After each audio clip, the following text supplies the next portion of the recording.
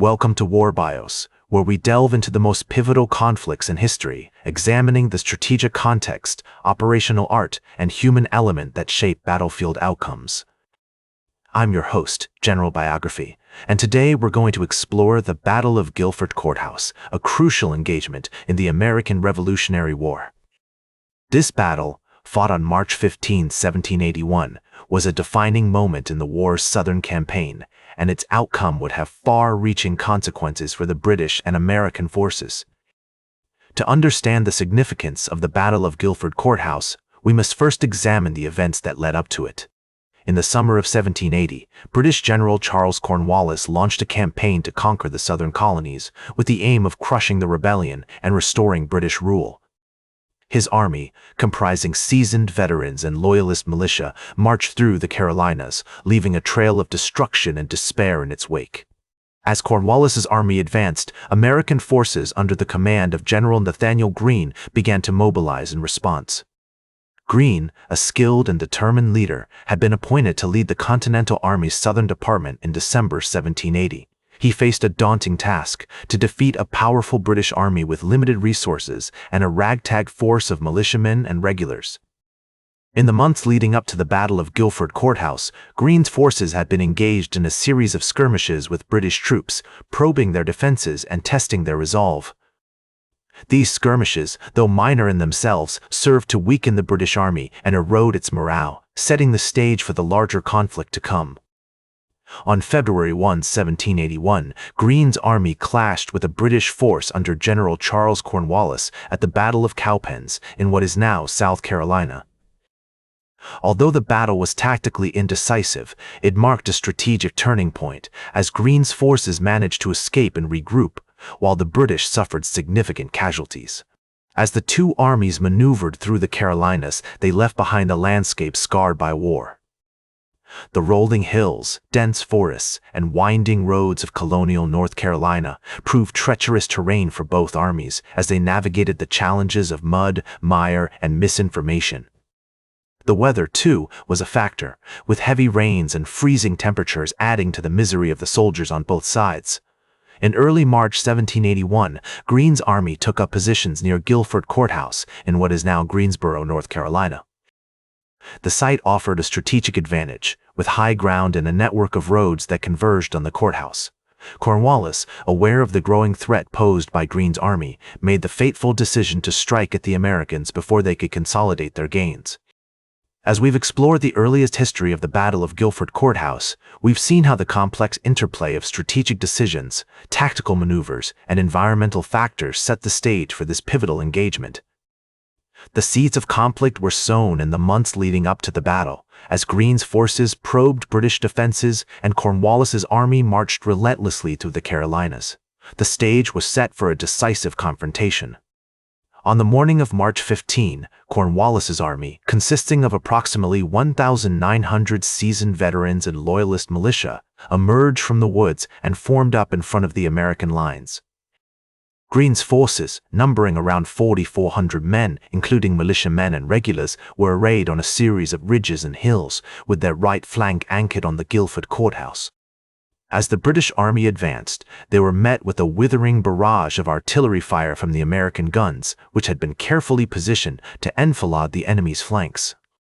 The British troops, undaunted by the heavy fire, pressed forward with bayonets fixed, determined to break through the American lines.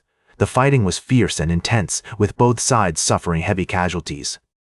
One of the key factors that contributed to the British success was their ability to outflank the American forces. Cornwallis's troops had discovered a weak point in the American line where the militiamen were deployed, and they exploited it mercilessly. The American militiamen, although brave, were no match for the seasoned British regulars, and they began to falter under the pressure. Despite being outnumbered, the British Army's superior training and discipline allowed them to gain the upper hand.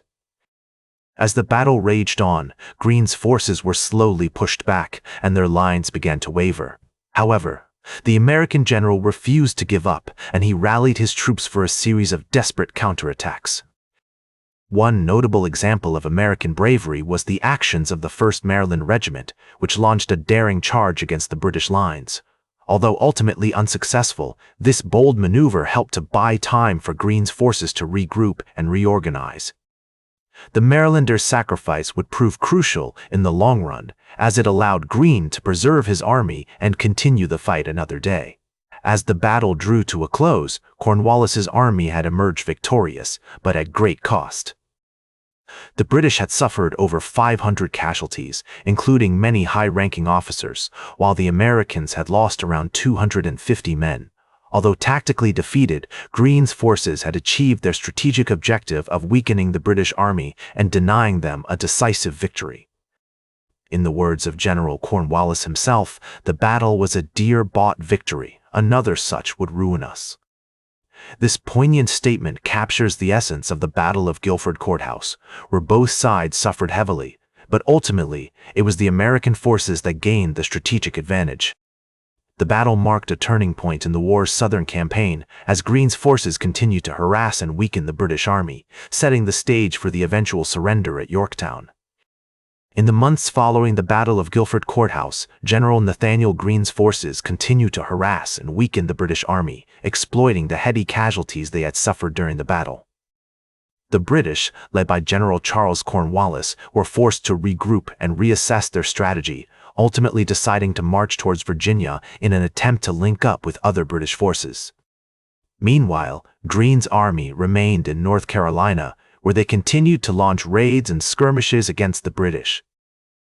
One notable example of this was the Battle of Hobkirk's Hill, fought on April 25, 1781, where American forces under the command of General Nathanael Greene clashed with a British army led by Lord Francis Rawdon.